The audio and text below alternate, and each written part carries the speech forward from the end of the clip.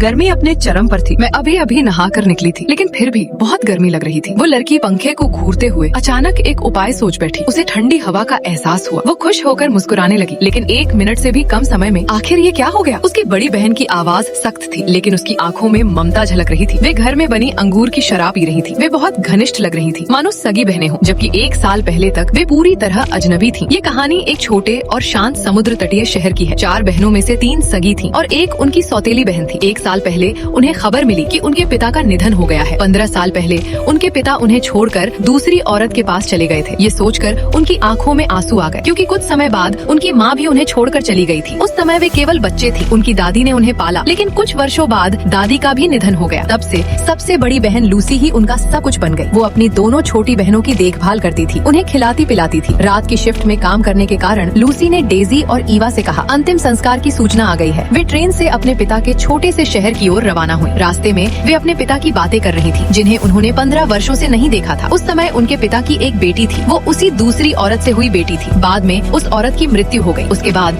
उनके पिता ने फिर से शादी कर ली। जब वे वहाँ पहुँची तो एक शांत स्वभाव की लड़की उनका इंतजार कर रही थी। उसका नाम जेनी था। वो उन्हें सराय तक ले गई और विनम्रता से वापस चली गई। अगले दिन अंतिम संस्कार शुरू हुआ। जब वे अपने रिश्तेदारों के साथ बैठी थी, उन्होंने देखा कि परिवार के बाकी लोग भी वहाँ मौजूद थे। श्रद्धांजलि अर्पित करने के बाद लोग उनके पिता की तीसरी पत्नी से विदा लेने लगे, लेकिन जेनी के साथ उनका व्यवहार कुछ अजीब और ठंडा था। ऐसा लगा मानो कुछ ठीक नहीं है। तभी एक 40 वर्षीय व्यक्ति ने जेनी के साथ बुरा व्यवहार करने की कोशिश की। लूसी तुरंत बीच में आ गई और उसने जेनी की मदद की। अंतिम संस्कार के बाद वे बाहर गर्म पानी के कुंड के पास गई। अचानक जेनी उनके पीछे दौड़ती हुई आई। वो उनके लिए फूल लेकर आई थी। उसने उन्हें एक पुराना डिब्बा दिया। उसमें उनके बचपन की तस्वीरें रखी थी, जिन्हें उनके पिता ने इतने वर्षों तक संभाल कर रखा था। वो उन्हें कभी फेंक नहीं पाए थे। फिर जेनी उन्हें पास की एक छोटी पहाड़ी पर ले गई। वो जगह थी जहाँ उनके पिता ने पहली बार प्रेम किया था। वहाँ खड़े होकर उन्हें एहसास हुआ कि उनके पिता उन्हें अब भी प्यार करते थे। जेनी एक शांत और दयालु लड़की थी। उन्हें ये भी पता चला कि जेनी के माता पिता भी अब इस दुनिया में नहीं थे। उसकी सौतेली माँ भी उसे कभी भी छोड़ सकती थी। उन्हें जेनी में